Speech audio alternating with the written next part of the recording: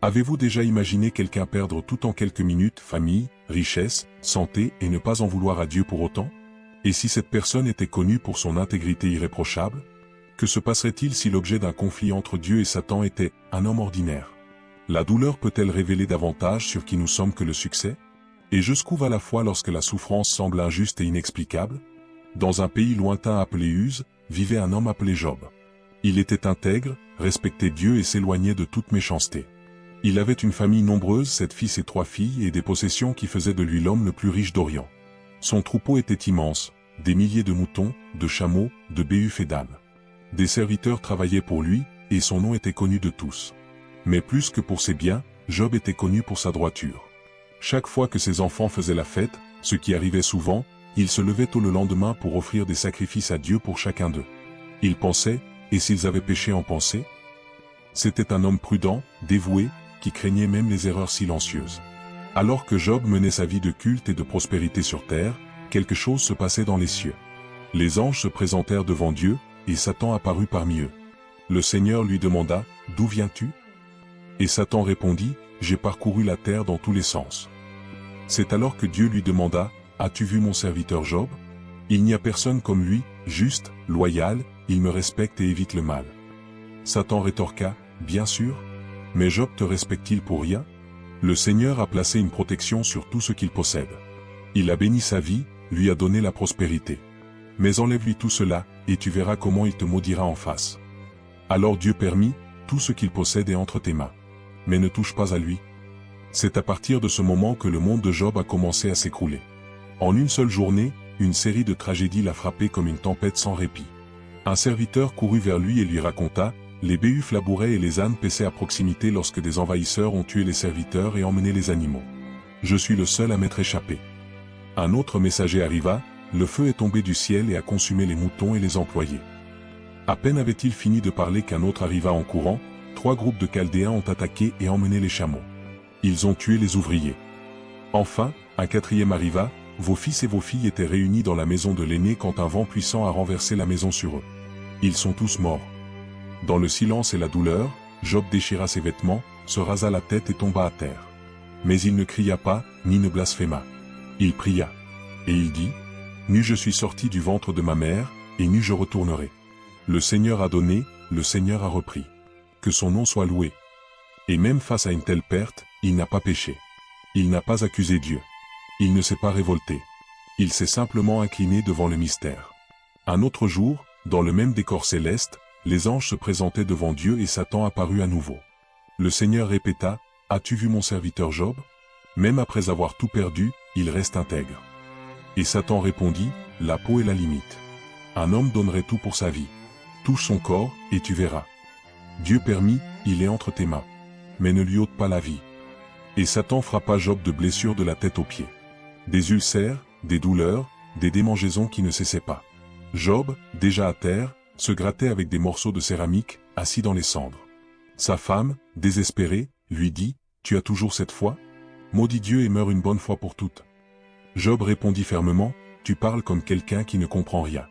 Ne recevrions-nous que le bien de Dieu et pas la souffrance? » Même malade, seul, sans enfant, sans richesse, Job resta fidèle. 3 amis vinrent de loin en apprenant son état, Éliphaz, Bildad et Zophar. Lorsqu'ils le virent de loin, ils le reconnurent à peine. Ils déchirèrent leurs vêtements en signe de deuil et s'assirent avec lui sur le sol.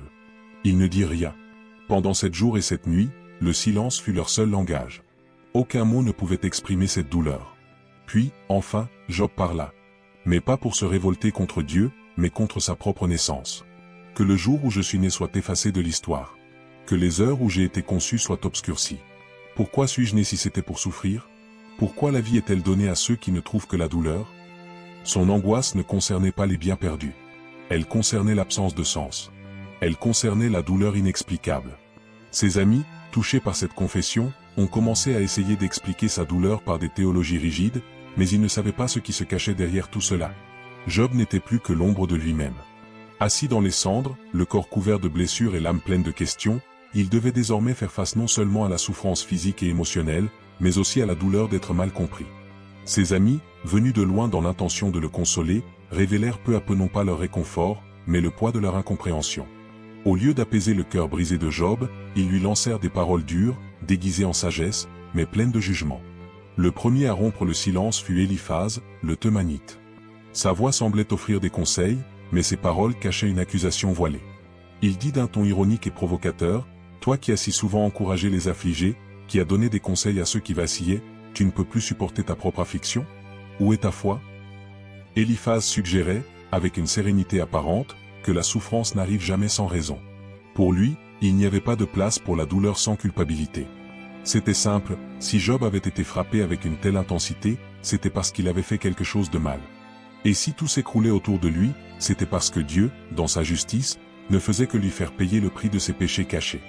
La logique d'Éliphaz était implacable, le juste ne souffre pas, l'innocent ne périt pas. Ainsi, il insinuait que l'apparence de piété de Job n'était que cela, une apparence. Un vernis de vertu qui, sous le feu de l'épreuve, commençait à se désintégrer. Il ne criait pas, ne pointait pas du doigt, mais chaque phrase était un coup de poignard dans les entrailles de celui qui avait déjà tout perdu. Pour Éliphaz, la douleur de Job était un symptôme. Le diagnostic? Une faute non confessée. Job écoutait, mais son âme se révoltait. Il savait que ses mains étaient propres, son cœur sincère. Il ne cherchait pas l'apitoiement, seulement la compréhension. Mais Éliphaz continuait, suggérant que le châtiment était la preuve que Dieu le corrigeait comme un père corrige son fils. Puis vint Bildad, arguant que Dieu ne rejette jamais les justes. Pour lui, si les enfants de Job étaient morts, c'était la conséquence d'une erreur. Et si Job cherchait Dieu de tout son cœur, tout pourrait être restauré. Job tenta de répondre avec fermeté, mais aussi avec douleur, comment un être humain peut-il être juste devant le Tout-Puissant? Même si j'étais innocent, je ne me défendrais pas. Je demanderais seulement miséricorde. Zophar, le troisième ami, s'exprima de manière plus dure. Il dit que Job parlait trop, qu'il ne reconnaissait pas sa propre faute et méritait même une punition plus sévère. Il affirma que si Job se repentait, sa vie reprendrait son cours normal. Au lieu de le soulager, ses paroles plongèrent Job dans une plus grande détresse. Il se défendit, « Je suis honnête. Ma vie est ouverte devant Dieu.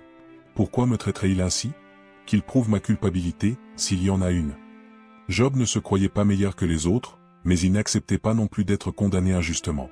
Sa douleur était profonde, non seulement à cause de ses pertes, mais aussi parce qu'il ne comprenait pas le silence de Dieu. Même au milieu de tant de questions, Job exprimait des phrases de confiance qui résonnent encore aujourd'hui. Il a dit, « Même s'il me tue, je continuerai à lui faire confiance. Et aussi, je suis sûr que mon Rédempteur vit et qu'à la fin, il se lèvera sur la terre. » Ces paroles ne venaient pas de l'absence de souffrance, mais de la présence d'une foi que la souffrance n'avait pas réussi à ébranler. Job désirait rencontrer le Créateur. Il voulait expliquer, être entendu, comprendre la raison de sa douleur. Si seulement je pouvais rencontrer le Très-Haut, si je pouvais exposer ma cause devant lui, je saurais ce qu'il me répondrait. Ce qu'il recherchait n'était pas seulement un soulagement, mais un sens. Il ne voulait pas être traité comme un criminel pour quelque chose qu'il n'avait pas commis. Même si ses amis insistaient sur le fait qu'il y avait une erreur cachée, Job continuait à dire « Ma conscience est claire ».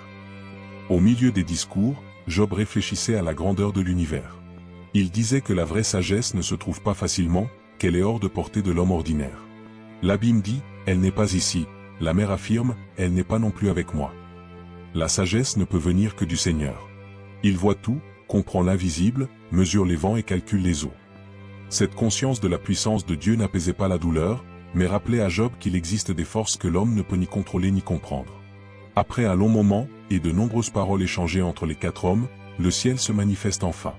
Au milieu d'une tempête, Dieu parle d'une voix tonitruante. Non pas pour expliquer la raison de la souffrance, mais pour montrer à Job quelque chose de plus grand, l'immensité de la création et la sagesse qui se cachent derrière tout cela. Le Seigneur ne répond pas directement aux questions de Job, mais en pose d'autres, plus profondes. Où étais-tu quand j'ai posé les fondations du monde? Peux-tu contrôler les constellations? Nourrir les lions? Connais-tu le cycle des animaux? Et ainsi, question après question, Dieu révèle sa gloire. Non pas avec colère, mais avec majesté. Comme pour dire, tu ne comprends peut-être pas tout, mais moi, je comprends. Et je contrôle tout. Job écoute tout en silence. Cette voix, cette force, ces questions, ne l'écrasent pas, mais le remettent à sa place. Il ne se sent pas humilié, mais petit face à la grandeur divine. Les yeux remplis de larmes et l'âme mise à nu devant la présence divine, Job prend enfin la parole. Mais ces paroles ne portent plus le poids de l'exigence, ni le cri pour obtenir des réponses. Ce qui sort maintenant de sa bouche, c'est une pure reddition, née de la révélation, et non du désespoir. d'une voix étranglée, il déclare. Avant, je ne te connaissais que par ouï-dire. Tes exploits étaient pour moi comme des échos lointains, des histoires racontées par d'autres. Mais maintenant, mes yeux contemplent ta grandeur. Je te perçois clairement, même si je ne comprends pas tout. C'est pourquoi je m'efface devant toi. Je me repens en poussière et en cendres. Ce n'était pas un repentir motivé par une culpabilité cachée, ni une reconnaissance de transgression secrète. C'était plutôt la reconnaissance humble de la petitesse humaine face à l'immensité divine. Job n'avait pas été faussement juste, il avait été sincèrement limité. Maintenant, il comprenait qu'il y a des choses qui échappent à la raison humaine, et que toute souffrance n'est pas une punition. Il ne se taisait pas par honte, mais par révérence. Il ne s'humiliait pas par peur, mais parce qu'il avait enfin compris que le Créateur gouverne avec une sagesse qui échappe à la logique des mortels. Il s'inclinait non pas parce qu'il était vaincu, mais parce qu'il était touché. La tempête lui avait apporté de la douleur, mais elle lui avait aussi ouvert les yeux. Là, au milieu des cendres qui symbolisaient auparavant le deuil et la perte, Job renaissait désormais, non pas avec des réponses, mais avec une nouvelle vision. Une vision de Dieu non pas comme un juge distant, mais comme un Seigneur souverain et présent, qui n'a pas besoin d'expliquer tout pour être digne de confiance. Et puis, alors qu'il semblait que le silence de Dieu serait la réponse finale, l'histoire a pris un tournant surprenant. Le Seigneur lui-même s'est prononcé, non pas contre Job, mais contre ses 3 amis. D'une voix de jugement et de justice, il les a sévèrement réprimandés pour ne pas avoir dit ce qui était juste à son sujet, comme Job l'avait fait avec sincérité et courage, même au milieu de la douleur.